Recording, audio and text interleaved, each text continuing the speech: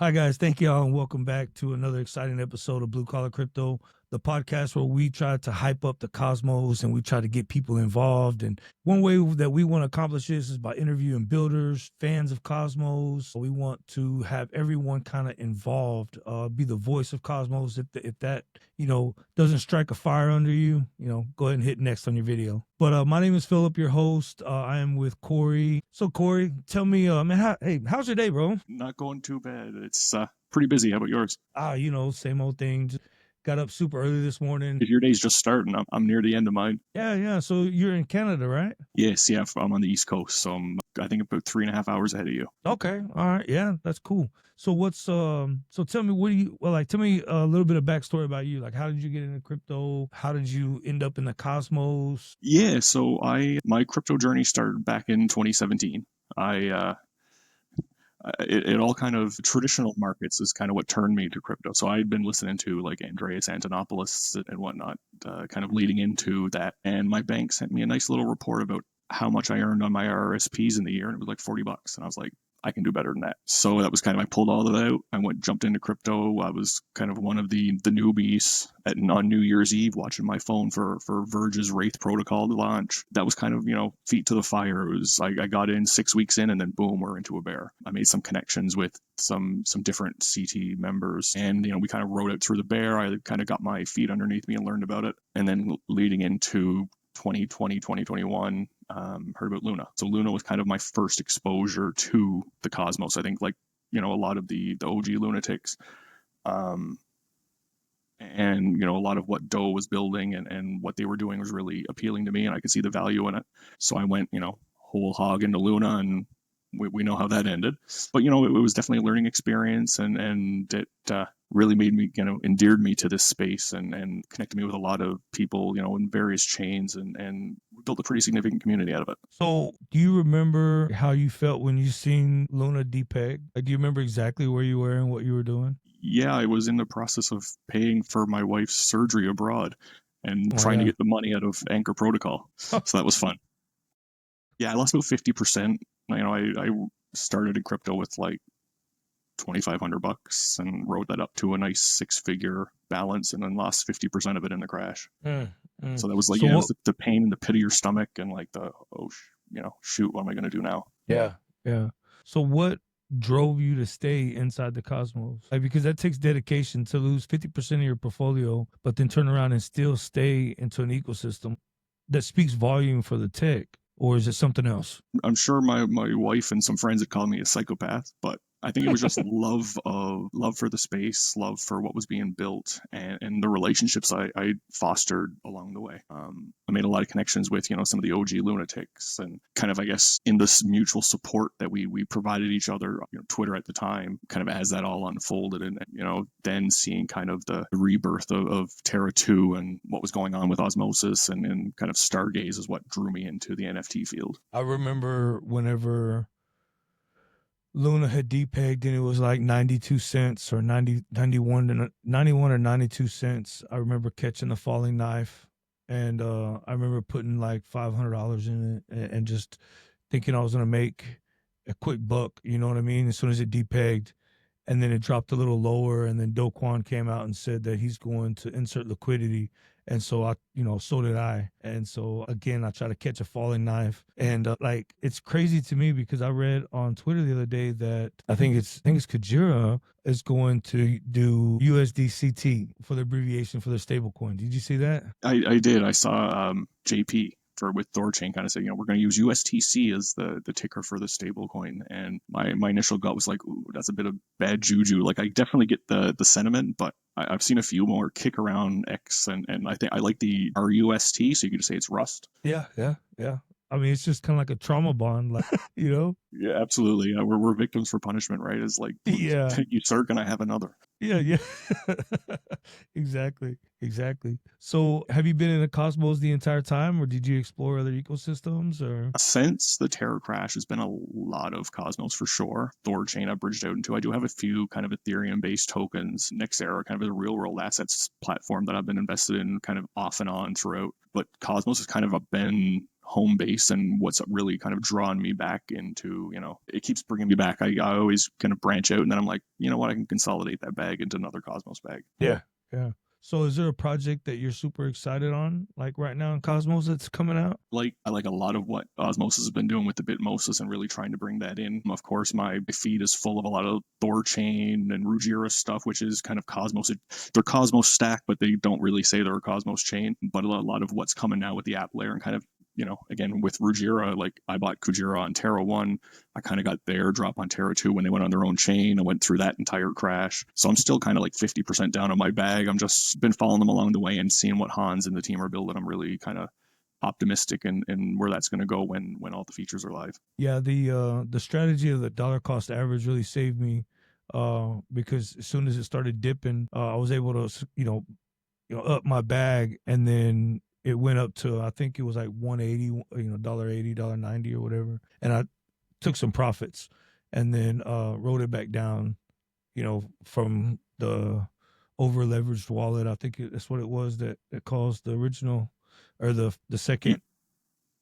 Yeah, team had a wallet leverage for liquidity and whatnot, I believe. And Yeah. again, another death spiral of sorts, that liquidation cascade. Yeah. Yeah.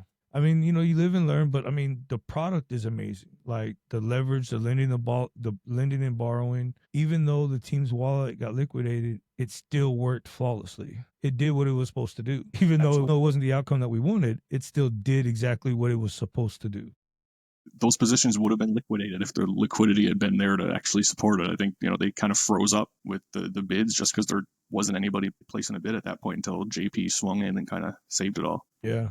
Yeah. So, what is your strategy with the whole Thor chain? Are you going to pull out as soon as the merger begins, or are you going to leave it in there and try to catch some of the decay? Like, definitely leaning on leaving it in for a while. I think they updated the page. I'm not sure if you noticed within the last couple of days to show the effective APR of remaining in the merge contract. So while a couple of them are pretty low, a lot of them are 33 to 65% APR right now. So I mean, like, I'll probably leave it in there for a little while and kind of see what happens. I think we're going to see. It seems to be that's the prevailing attitude right now until we start seeing kind of what the staking rewards are like, and eventually we'll reach some sort of equilibrium where the staking rewards will lure out some people, and the people who are getting those rewards will be happy. The people who are still in the merge will be happy, and but yeah, I mean, I think to me, especially, the merge contract's not locked, so I can pull it out at any point. Whereas staking, if there's a 14-day delay, that I learned with Terra that 14 days can be a lot. yeah, that's for sure. So, you guys you're the co-founder of an NFT collection, correct? That's right. Yeah. So NFT myself. Fi? Yes, so it's an NFT project, Galactic Mining Club. So I launched that with IBC Mafia, it's the artist, and Hashimoto was the co-founder. Unfortunately, he passed away earlier this year. But Galactic Mining Club is a 4,000 piece collection, and our big kind of feature is that we run Bitcoin mining hardware. Crypto mining hardware. Right now, we're running a couple L9 miners in a hosting facility. We had some Caspa miners, but the regression curve on the rewards on that was painful to go from like $800 a week down to like $150. So basically all of our NFTs are backed by Bitcoin. We've got a pot of around 35,000, I think, sitting in on the Liquidity Alliance on Terra right now. So it's generating additional growth as we go. We've got a member of our team that is in DeFi everywhere. He's over on Solana. He's in through the Cosmos, Arbitrum, and EVM chains. So he's running kind of DeFi all over crypto that brings rewards back into Cosmos for our stakers. We pay out every Friday. So far this calendar year, I think we're approaching around $9,000 in the last 5 months that we've distributed to stakers in Bitcoin. Usually, weekly rewards end up being Bitcoin, the Osmo, because a share of the secondary royalties go in. And then we've got our community is amazing. We've had one guy that donated 50,000 Dragon chain tokens, so that's kind of slowly distributing. We've got a drugs token over on Injective we got 10 million that's slowly distributing to stakers. It's we're trying to bring as much value back as we can to the collection and to the holders that put that faith in us and invested. Nice. Yeah, so for those who are unaware, you can mint the collection on Stargaze, and then it's a hard stake on DAO DAO. Is there a lock period? Wasn't on Stargate. It was actually on Backbone Labs. Or we Backbone minted on. Labs. Sorry. So we yeah, no worries. We minted on Backbone Labs on Terra, and then we just did a migration this month over to Osmosis. So right now, when you lock on DAO, I think it's a 7-day lock. So that kind of gives a little right to help avoid people jumping in, getting rewards, jumping out, putting it on secondary, and waiting because we try to be consistent every Friday, and I think we've probably missed 2 Fridays in the last year and a half, and it was mostly due to either major personal events or like one week we had launched the Galactic Syndicate NFT collection on Injective. So there was so much going on that week that we just didn't have a time to process the rewards. Man, and the art on those collections are sick. I mean, I think Fox is second to none when it comes to art. It's, every collection he's done is amazing. What he's doing with a Hair and Yard collection has been second to none as well. But yeah, Galactic Syndicate, I think, coming into it, there was a lot of expectations after what Mad Scientists did on Osmosis with the stream swap and stuff like that. Obviously, coming into the stream swap for Galactic Syndicate, it didn't quite reach that threshold. But, so it narrowed our options, but we've kind of continued to grind to really build that community, create, some anchors, and, come part of the larger Injective discussion, because for a while we were the ugly stepchild kind of we were on a different platform. We weren't on Talus. So like the OGs and over there really weren't seeing us. But yeah, I mean, if you look at kind of the weekly reports now that the Injective team are putting out, I think it seems to be creeping up a little bit.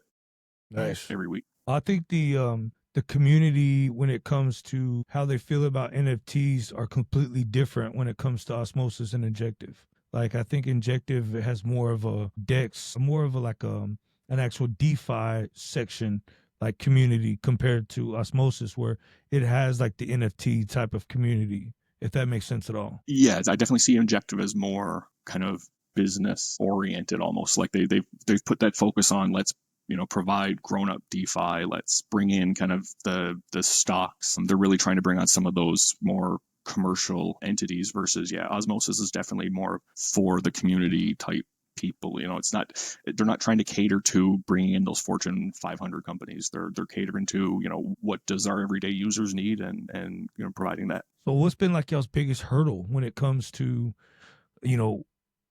putting out a collection on Osmosis, on Injective, the Bitcoin mining? What's been kind of like the biggest like hurdle for you guys? That's a tough one. I think it's just it's keeping ourselves in the discussion, right? It's very easy to, and you see it all the time on various platforms, kind of project launches, gets a lot of attention for a week or two and then kind of dies off. So, GMC's really tried to be at the forefront, when it comes to discussions around what was going on with Terra, when it, whether it was the Phoenix Directive or some of the things that they were building, we try to make our opinions known. We try to engage with the larger community, the larger set of builders, so that we're a known entity. We're not just, here to make a quick buck and disappear and, launch another collection. Where we want to make sure that when you think about NFTs, we're in the discussion as well. So you hear a lot that, when you go outside of Cosmos and you start recommending projects and ways for people to do their research, you get hit with Cosmos is full of scammy devs and they're full of scammers, and like they promise to launch a product and they never deliver or they underperform. You guys seem to have done the opposite. You guys have seemed to have overperformed. I mean, because like because I minted the Galactic Mining, and I think I am pretty much broke even just on my staking rewards, if that makes sense at all. Just from what the rewards I've seen by staking, I pretty much broke even for my mint, but I still have the NFT. It's still free, if that makes sense. No, absolutely. I think that was a lot of the feedback we got. I think we launched at a pretty conservative $50 to $60 price range, and we minted out in, I think it was like 4.5 hours. And that was a lot of the feedback we got is, why didn't you guys ask for more? Why weren't you charging like a premium? And it was, we kind of had our target of what we wanted to do. And we, like you said, we wanted to make sure that we under promised and over delivered. We didn't want to come in and promise the stars and then, your first rewards come and, oh, I got 2 cents and, that's supposed to be my big share that I'm excited for. Like, no, like we want to make sure that, hey, we're here. This is what we're doing. Is it going to be a ton up front? Absolutely not. But we're going to continue to build, we're going to continue to grind, add rigs, and just make sure that the value proposition is there so that people, on top of wanting to have this kick-ass art, there is that passive revenue that can come. And if they really want to, they can burn the NFT and get the Bitcoin that's backing it and peace out. That's awesome. So how does that process work? You burn the NFT and you receive how much Bitcoin, or does it have like a query on it, or how does that work? Yeah, so we need to create a mechanism for that. So we want to make sure that we underpromise and overdeliver. We don't want to come in and promise the stars and then, your first rewards come and, oh, I got 2 cents and, that's supposed to be my big share that I'm excited for. Like, no, like we want to make sure that, hey, we're here. This is what we're doing. Is it going to be a ton up front? Absolutely not. But we're going to continue to build, we're going to continue to grind, add rigs, and just make sure that the value proposition is there so that people, on top of wanting to have this kick-ass art, there is that passive revenue that can come. And if they really want to, they can burn the NFT and get the Bitcoin that's backing it and peace out. That's awesome. So how does that process work? You burn the NFT and you receive how much Bitcoin, or does it have like a query on it, or how does that work? absolutely. Because right now it's more of a manual process. There hasn't really been anybody that's inquired about, I want to do this today. Can I do it? Because I think the value right now behind each NFT is about eight something, right? We have about $35,000 backing 4,000 NFTs. So basically, I think, we're going to repivot. I'm liking the concept I come up with on the Einherjar collection on Ruggira, where you kind of submit your NFT, you get the backing, but we don't burn it. We can maintain it. Now, of course, that's something I've got to bring to the larger team. I probably shouldn't be saying it, but I'm an open book and I kind of chat all the time. Yeah. So, like, speaking of that collection, I seen this morning that you guys are allowing users to enter in whatever name they want to, and that's going to be a trait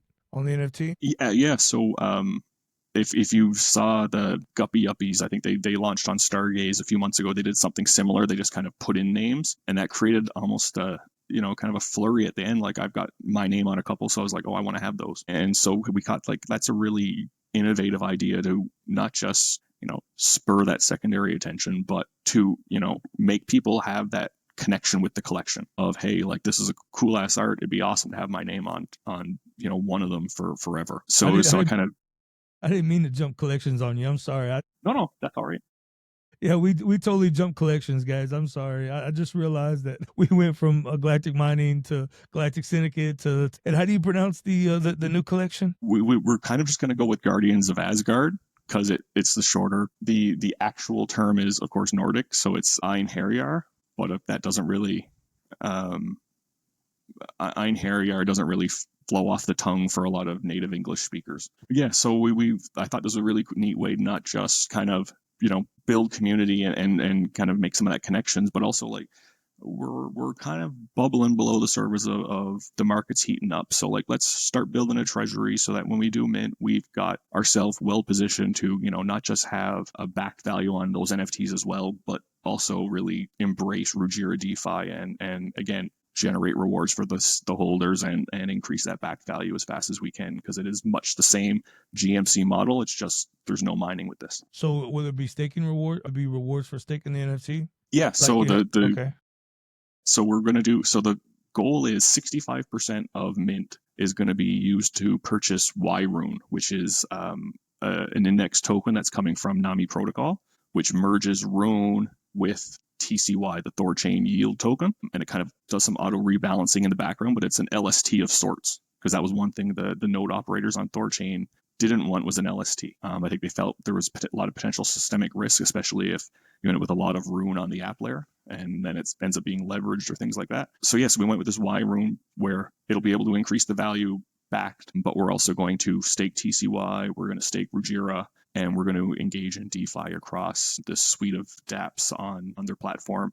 A portion will always go to building backing, and a portion will go to holders on a regular basis. Is there what if someone uses like the same name as a trait? Like if you have two users that want to have the trait, I don't know, Adam or something like that. Like how do you guys decide which wallet gets the right name, or is it just randomly minted out? So it's going to be first come, first serve. Basically, so if you go down through the kind of process of it, people are going to submit a transaction to our treasury wallet. We're doing $10 for one name, 20 for three. And you can submit that in Rune, Rugi, or TCY. And then there's a little form they complete. So on that form, it's give us your transaction. What names do you want to use? And I also have a question of, what gender NFT do you want this on? Because I don't want somebody providing a name and I'm like, I don't know if that's a male or female. And then of course the NFT mints and they're like, well, why is my name on this girl?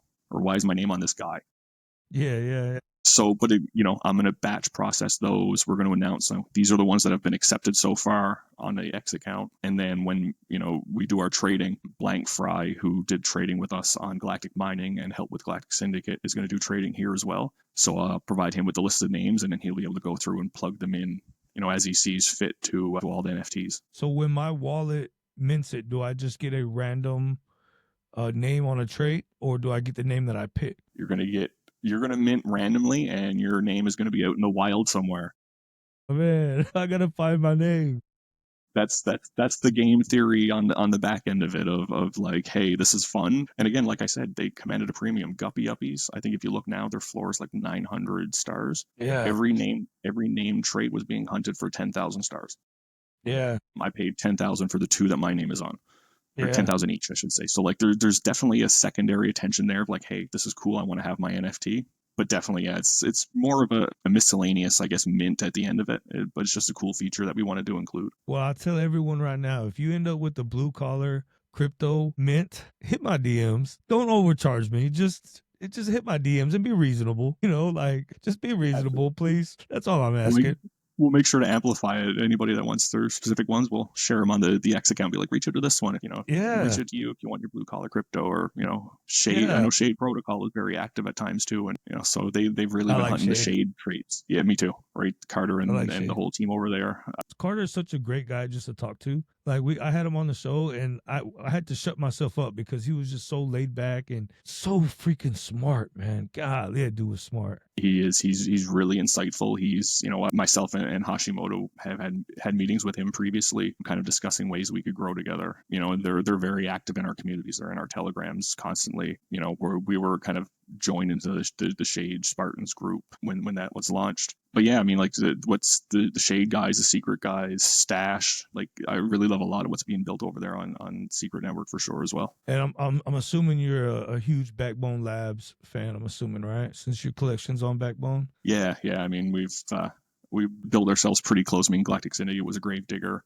GMC's kind of stuck with Backbone when we morphed over to Osmosis, and been a big proponent of what JG's been trying to do now, as he's kind of merged with White Whale and trying to expand into kind of the validators and the dexes and things like that. Yeah, I mean, I'm a huge fan. For some reason, they seem to get a lot of backlash and a lot of, I guess, not like really community support. So I feel like I'm always defending them. It's like, hey, hold on, man. It's like, well, what did they actually build? And I'm like, well, if you don't know what they built, you have not checked out their product. So what's the point of me talking to you? You know what I mean? Like, exactly right. And I think that's the big difference between kind of it's community from the ground. I was actually listening to your interview with him earlier, right? And it's like he said, like they kind of started from nothing, right? It was kind of like in the heat of the Terra crash, like what do we do now? And kind of that's where Backbone emerged. So like they've been grinding right from the start. Whereas they now, when they go to the foundations and stuff trying to get support, there's times where Osmosis, a lot of support. Injective, we had meetings, seemed like there was verbal support. We even had Fox do custom NFTs for their entire foundation team, and at the last minute it was like, sorry, we can't help you. Yeah And then they just actually they got their delegation taken away last week and knocked out of the active set as well. Yeah, I had posted a tweet. I've been meaning to check it if they got back into the active set on Injective, because I posted a tweet and asked if you guys are, if any of the community members are looking for a good validator, but I forgot to do a follow up. I'll do that this afternoon. See if they're in the active set. No, they're not going to make it back, and they've actually asked people to redelegate, because what happened is the reason they said is they redelegated from Backbone and a number of other validators to what they felt would bring more value to the ecosystem. But after they did that, they also now have a prop up to cut 10 validators from the active list. So not only are they now a couple thousand inch below the bottom 8th validator, but pretty soon they're going to have 10 more on top of them before they could make it back to the active set. So does that affect the Galactic Syndicate NFT at all? Them not being in the active set, or is that separate? That's separate. So the staking rewards, like there was some delegated to that validator. Of course, they're going to have to shuffle things around. But I believe this validator stemmed from the White Whale merger.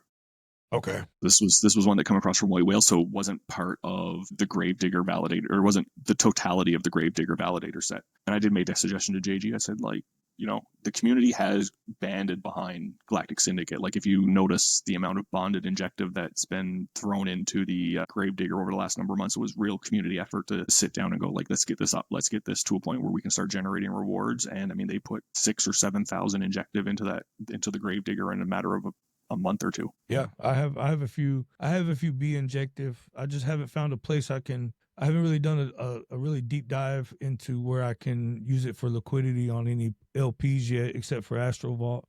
So I have pretty much all of my B assets over there on Astro Vault. But yeah, I would like to see it in more ecosystems. I'd like to see it in Osmosis. I would love to see it on Prism. Mhm. I know them guys are working together with the Soul token being put out on Prism and a Soul badge. Did you catch all that? I did, yeah, I saw that. It'd be really nice to see the, to get those B assets more adopted, because like I think, like you said, that there's not hasn't always been the community support there, and I think it's because JG, Backbone Labs, I mean, just as much as us, like we can be vocal and make our opinions known, and sometimes that rubs people the wrong way. But when you find the teams that are building, with Prism or Protocol, those are the teams now that seem to be really banding together to build something. Like you see with Cosmos Hub right now, with the Stargaze proposal. It's like, well, Backbone wants to come out and just roll it out. We're not asking for money. We just want to be there. Or come out and offered another alternative, right? So these are teams that are coming out and saying, hey, we don't want to come and extract any more value from your community pool. We want to, we can do it this way. I mean, it's going to cost a fraction of what that's going to cost, and let's see what we can do. The money that Stride asked for to build the decks on the hub, that was a pretty penny there. Can't remember what the exact model was, but that's pretty expensive there in my opinion. Absolutely. And I mean, I think like the Stargaze initial proposal was much the same, where it was valuing it at around like 20 million. That's not, and I think they've all come out and said now, like, hey, this was obviously not going to fly, but we're going to try to come up with something that's a bit more reasonable. I mean, you know what? It is what it is. If my personal feelings, and I know I'm probably going to get a lot of hate for this, but its market cap right now is 3 million. I get that they're saying, hey, there's this, we're going to bring all these active users into a distressed company in the real world. You buy for pennies on the dollar. If a company's going bankrupt, you're paying. So I mean, give them 50 cents on the dollar, $1.5 million. There you go. That would be my offer. And if not, well, then we can probably build it for that. Well, see, here's the problem, right? And I've been saying this for a long time, is that you have everyone that has a camera or access to the internet are minting collections, taking the stars that they get from real community members, selling them, and then leaving the ecosystem. And so all you're left with a bunch of JPEG art, and then the stars community is one that suffers because you have star community members that buy the stars token. Then they turn around and buy the NFT from someone who isn't even really a part of the cosmos or even has their heart and soul behind the betterment of Stargaze. And then they sell their star tokens and then they're gone. Exactly. Personally, I mean, like, I think the model needs to be updated. Using your own token to mint, like you said, is not to mint and transact is not an ideal situation, because it creates constant sell pressure, right? Stars token should be a staking token. You stake it, you earn a portion of protocol revenue. You can mint in Atom, you can mint in USDC, you can mint in whatever, but a portion of those fees go into staking rewards. And you know what? If you're going to offer them to be able to mint in stars, maybe there should be a discount, which incentivizes, hey, if you're allowing one of your NFTs to be minted in stars, then there's going to be a 10% discount on it. And that then incentivizes, well, I'm already on 10% under what my NFT. So it kind of disincentivizes the immediate dumping for Bitcoin or Atom or whatever else they're dumping for. Yeah, I mean, because like there's been like I have I don't know, I have so many NFTs and the whole community, everything about that product is gone. Even their website page is not up anymore. It's just gone. They just disappear. And it's like maybe it's my fault. Maybe I didn't do enough research. You know what I mean? It's like one of those things where it's like you want to beat the curve, but then you know what I mean? So it's a double-edged sword. Yeah, Like, what do you for do? sure. Yeah, and What I do you mean, do? I've definitely divested from a lot of different collections, or some I hold on to, like Finn, all of his songs. I mean, like I'm not buying them to flip them. Excuse me. I'm just, I'm buying them because I like what he's doing. And I want to support an artist. But yeah, I mean, when it comes to a lot of these collections, like you said, it's, they mint out. There's a bit of fanfare for a week or two, and as soon as secondary dies off, you don't really, you start seeing the posts slow down, and eventually, poof, everything's gone. Yeah. Yeah. And then there's another collection coming out, and it's by the same, by another anonymous wallet. Yeah. I mean, is there a way? I guess there's not. I don't know. Like, I always see on the top of the Stargaze when you mint, it always says, unverifiable account. Even when I know, this is, this is who the collection is by, but it still says unverifiable. I wonder if they even look and try to verify any of the accounts, like at all. Like, Yeah, look like at the Twitter posts, like, I don't know. 100%. Like, I mean, I will say, when we launched GMC on Backbone, like, I had conversations with JG, and it was, we can provide that blue check mark, but we need verifications, right? Like, we were able to provide, kind of dox ourselves to him, right? I confirmed, I knew where Hashimoto lived. I knew where the hardware was going to be. Like, we wanted to make sure that, hey, you see that check mark, we're not going to be here minting and disappearing. And I think that really, again, like you said, is not necessarily something that can always be done. But if there was a way to create a verifiable, bit of trustworthiness in that regard, I think that would go a long way in the NFT space. And so I can't count how many times I have linked my X account to a random website. You know what I mean? Like authorize them to pull the API query from my Twitter account to verify who I am. Like, I don't want to sound like a dick, but I mean, come on, man. It's not, if everybody else is doing it, you can at least verify something, right?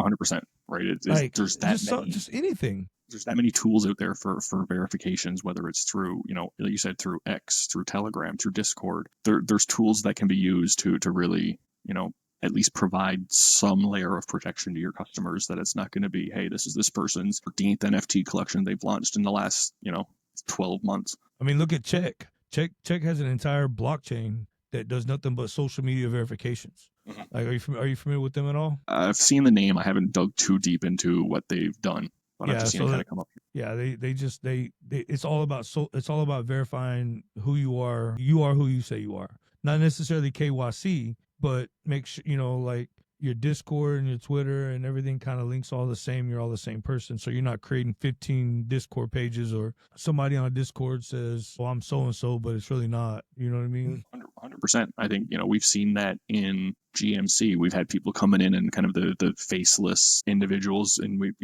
as we've done with everybody, like, we're a welcoming community. They come in, we engage, we share, we try to, help however we can. And we kind of saw that along the way. There were certain individuals who come in and, hey, they were with us for a while, and then it's, well, here's what I want to do for your community, or here's what I want to bring, or, can you guys support me in this? And then you kind of see, well, no, there's now the faceless anon coming in and extracting something out to then, vanish into the ether. Yeah.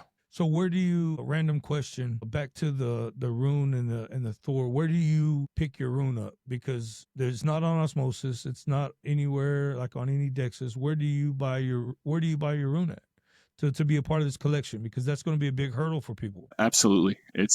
And I've kind of been tagging Osmosis at times, going like, this is a big gap you guys are missing. That, like, if you plug in, if Osmosis became a Thorchain affiliate, and all of a sudden, that opens up their decks to, everything that Thorchain got is swap wise. I think that would be a lot of value brought in. My personal route right now is I'll buy Kuji off of Osmosis or off Manta swap, and then I'll send that into my Vultisig wallet, and then I'll just swap from Kuji over to Rune that way.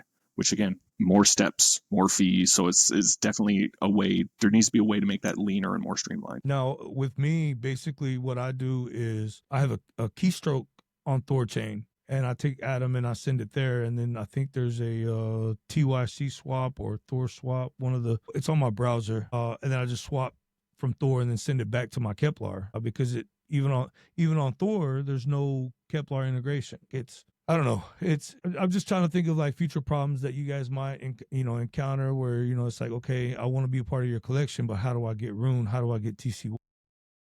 My big hope is going to be what they're building with Rujira. I think that's going to create a lot more seamlessness, because Hans has really been clear that, like, any wallet, any chain, like, if the chain supported by Thor chain, it's going to be on there. But they're really making an effort to support Kepler, Leap, MetaMask, all of the wallets. So I think that's going to make at least, hey, I can go and take my Kepler and I can link it up here, and I can, throw my MetaMask in if I got to, send some ETH in and swap from ETH over to Rune that way. So I think I'm hoping that's going to reduce some of the pressure points. But I'd really like to see Osmosis at the very least offer Rune as a tradable asset. I think it's a big miss on their platform right now. I think it's been a big miss for a long time, because I mean, I've been frustrated trying to get Rune. Like, the Rune that I have, it took me to do some actual, like, digging and research to figure out how I'm going to get some Rune. And this, I figured it out now, but still, most people don't want to take that effort. You have to kind of cater to people. Absolutely. And that's like, so we're going to see, like, right now we're looking at August as the mint date for that collection, and their NFT marketplace is supposed to spin up sometime next month. In June is what they're saying, late June. So I'm hoping between that coming up, Rujira swap, and all the other dApps coming out, that at least that gives a bit of time for people to become familiar with it, so that by the time our mint does hit, it's a much more streamlined process. And I'm going to make sure that we share kind of that steps. Because again, like you said, a lot of our community in GMC is Cosmos only. So if we'll make sure to provide that step by step. Hey, do this if you want to get here. Maybe I'll create a tutorial video on how to get Rune over into the Cosmos. That'd be great. Like I've been so slacking on tutorial videos because I get in front of the camera and I'm just like, oh my god, get self conscious. You know what I mean? Yeah, I totally get it. So what else do you guys want to share about what you guys are working on building over there? Is there anything I missed? We've definitely got a few pokers in the fire, so to speak, with the Einherjar art collection coming out on Rujira. I've been talking with another member of our team potentially about what our next outpost is going to look like when that does launch. So we're kind of full steam on getting that launch out. On the GMC side, there's still a lot of DeFi building. We've got a few things because when we migrated over to Osmosis, we morphed 20 NFTs with the Bitmosis trait. So we've got all of those in our treasury. A few have made it out into the wild through auctions and stuff. So we're going to be doing a little bit more of that, trying to build some additional funds in the treasury so that we can nab some new rigs, because we're running the Antminer L9s right now. They launched last year. So there's been a few faster rigs coming out in the last few months. So usually Antminer right around this time of year announces their new rigs. So we're just kind of been waiting for that news to come out so we can see kind of price and availability and try to jump on that and get another rig or two added in. And then once August comes and we mint, that should be a nice bonus then for GMC stakers as well. We jump over to my artwork. I'm going to just separate this because I'm on a work PC, so I'll make sure I got all my stuff closed out. Yeah. What do you do for actual work? I'm a social worker by trade, so I do. Really? I'm working in healthcare right now. So I did 6 years of child protection, and then I was like, nah, I'm out of here. Yeah, I couldn't do that. Anything that has to do with protecting kids, I would be too emotionally involved for sure. Yeah, it's definitely given me a little bit of PTSD. So I've kind of been like, enough of that. Like I bridged over into healthcare, I'm going to say 2018. And it was just like, either this is going to work or I'm going back to school or doing something else, because I can't fall back on this anymore. Yeah. I went and talked with the graduating class of Texas Khan Academy yesterday. Yeah. Which is they're a alternative school for kids that have been kicked out of public school, and they're troubled kids, you know what I mean? But I talked to them, I showed them Omniflex, I showed them Crypto Dungeon, I showed them Passage, and one of the kids in there, he's 17 years old and he has 2.4 million subscribers on YouTube. And I was like, I want you on Omniflex.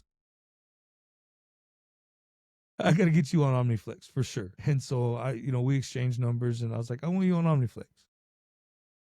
Yeah, absolutely. Omniflex team, those guys are solid too. We worked with them when leading into the Galactic Syndicate launch with kind of Holy and Lord Ginge. They were doing a lot of art, AI videos, music, things like that. And yeah, the Omniflex guys have been super supportive of everything we've done. Hey, Holly's got some talent. I like Holly. He really does. He does that whole video collection with the them coming up from the ashes. That was sick. I like that. That's probably one of my favorite Omniflex NFTs. He's definitely a solid dude. His music is incredible, and it's like you kind of wonder, like, who is he? Because like you don't know who he is in real life, but his skill is there. Like he's definitely, you see him being in. I've sent him several invites to come on the show. I'm like, come on, Holly, co-host with me, be a guest, anything. Come on, buddy. And he just avoids the question very politely. Of course. All right, so tell me what we're looking at here. So this is one of our white whale traded GMC NFTs. So there's a bunch of those. So there's that one. There's this one. There's, I think, 100 in the collection. Part of what we did with GMC is we wanted to really kind of memorialize kind of the collections and the teams and the projects that we like. So, White Whale at the time was a big one. We've got Kujira, Lion DAO, and this is the newest kind of the Bitmosis NFTs that we morphed when we did our migration. Again, so all of these, IBC Mafia had to go back, kind of redo the layers, add in the logos. He's a machine when it comes to that. Let's flick over. This is like, don't have a whole lot on my system. Oh, is that one up? Yeah. So that's one of our Galactic Syndicate NFTs. So again, similar style, but it's a little more punk, right? There's definitely a different aesthetic to the Syndicate NFTs than there was to GMC. GMC is a lot more kind of post-apocalyptic. It's a little grungier.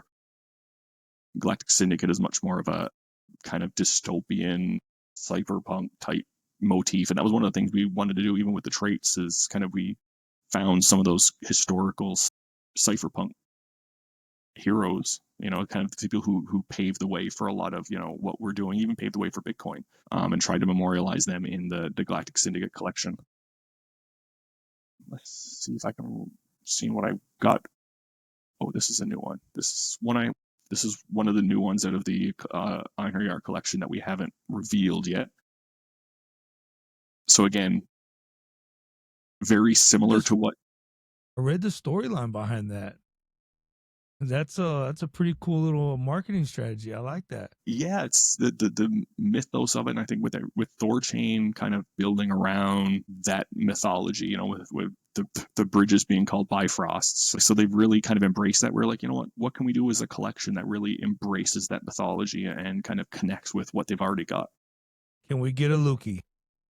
I tell you what, if you look at, I'm sure there's going to be something that's heavily inspired by him, Yeah, because Fox is very much pulls from all corners of pop culture. I mean, we going through GMC, I still a year and a half in see NFTs I've never seen before, or details that, I'm like, oh, that reminds me of, this movie or this character. And we're constantly seeing that, even whether it's on X or Telegram, somebody going, Fox was the inspiration for this one, Catwoman, or was the inspiration for this one, Heat. What else do we have?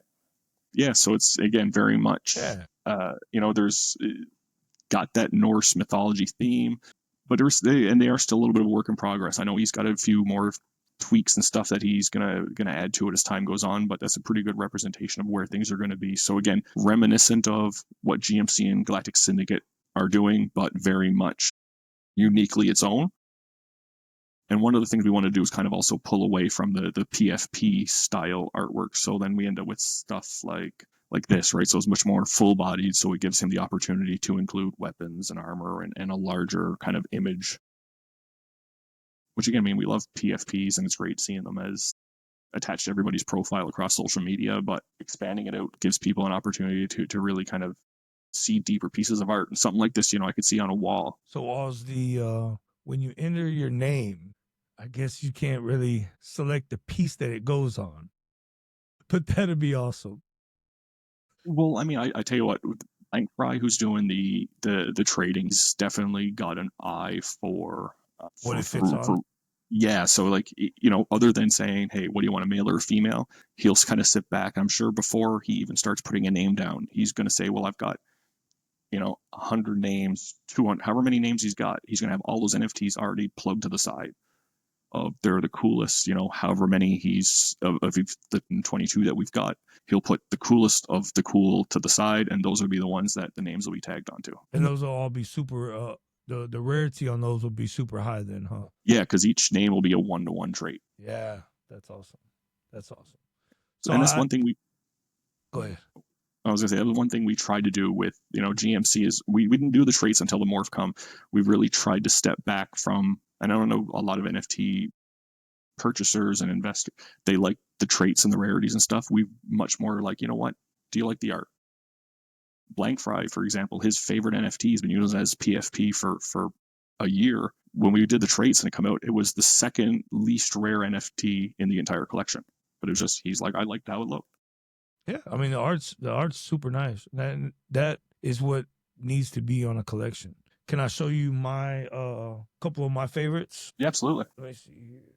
Share. So these are my two that I picked up. Abs and yes, but this has to be probably my favorite collection. Although I don't have a lab, I don't have a lab, and that's what sucks.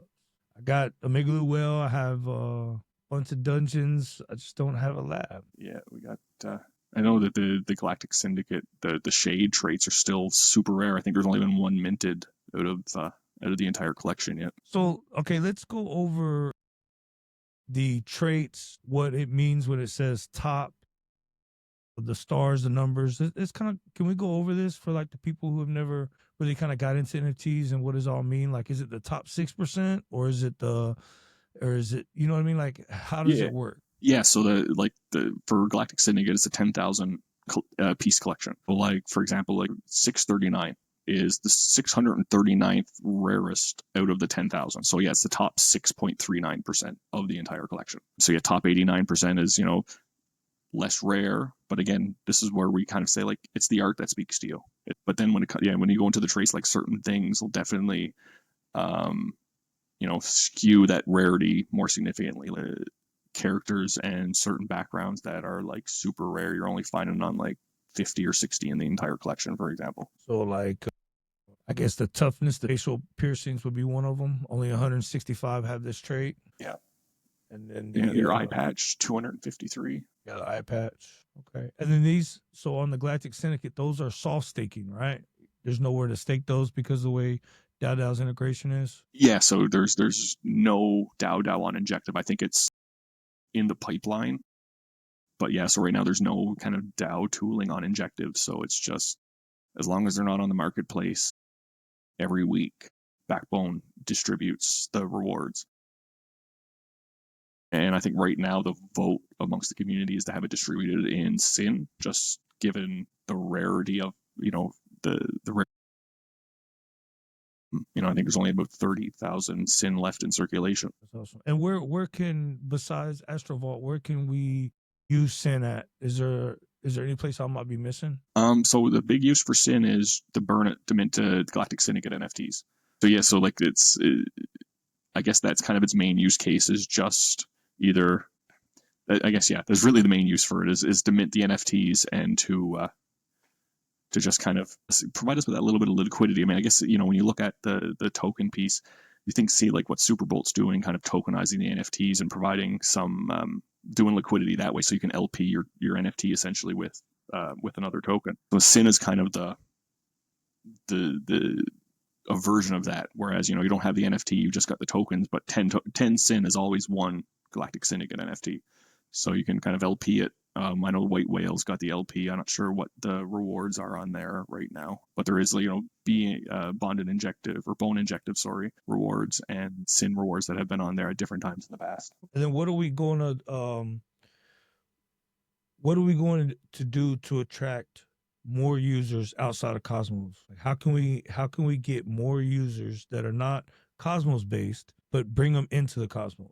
That's the key. It is, and I think we're slowly getting there with a lot of the smoothing of the speed bumps, so to speak, in terms of onboarding people, like with the IBC Eureka coming and kind of being able to make things a little bit easier to get in and out and a little bit cheaper. I mean, when I first started using Cosmos, like to send money in, you were using Squid Router and it was like $20 a transaction. So I think as we're seeing some of these kind of connections play out, it's really starting to pull the Cosmos, and particularly Osmosis, closer to the EVM chains and some of these other protocols that, yeah, they're, like you said, it's been siloed for so long that now they're kind of seeing, oh, well, there is, a solid platform built over here, whether it's for commercial users, whether it's for just kind of power users or degens. So I think getting that, the marketing angle, but also just smoothing a lot of the transitions to really make it easier for you to send your tokens in. Galactic Mining has really kind of seen that. A year and a half ago, we were onboarding Bitcoin into the Cosmos by sending it to our Control wallet. We were converting it from Bitcoin into Kujira. Then we were having to send the Kujira into Cosmos that way. Then we were converting it back to Bitcoin. And now it goes right from the hosting facility. So we're using NiceHash as our pool operator. So it goes from NiceHash right into our Kepler Bitcoin wallet. 2 clicks and it's imported within a couple confirmations from there into Osmosis, and then we're free to distribute. So we've gone from 4 steps now down to 2 in a matter of a year. So will the new collection that you guys are coming out with, will that qualify you for the Soul airdrop? And if so, buying a name trait, will that increase your Soul tokens distribution? So my understanding with the Soul is it's all Gravedigger collections for the most part, Okay. right? So I know there's a portion going to White Whale, the whale token holders, and then the rest goes into the Gravedigger collections. So because we're not a Gravedigger collection, at this stage. I mean, I know JG is open to an RR, a B Rugi at some point when Rugiera opens up and becomes permissionless, because right now it's going to be semi-permissioned. But I think once it opens up, I know he's been interested in trying to do a LST for Rugi, and we'll be there, and we'll have the foundation. We're definitely open to talking further on that when he's ready. Well, yeah, we're definitely calling you out, JG. We definitely want to see some soul tokens for our collection here. We are excited. We want our soul back. Can you give us our soul?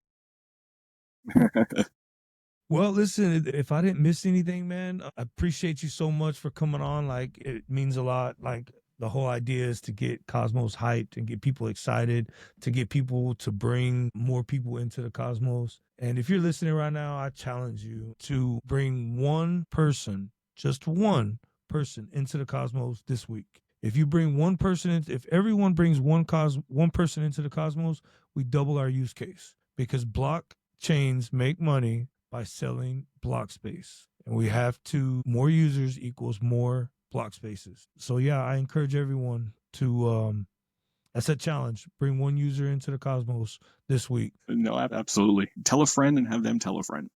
And, definitely try to preach it wherever you can. There's lots of benefit here. And again, thanks for inviting me on. This has been fun, and it's definitely insightful. And thanks for what you're doing for Cosmos and kind of the larger ecosystem in general. Yeah, it's an uphill battle. It's an uphill battle, but I think at the end of the day, it's all going to be worth it.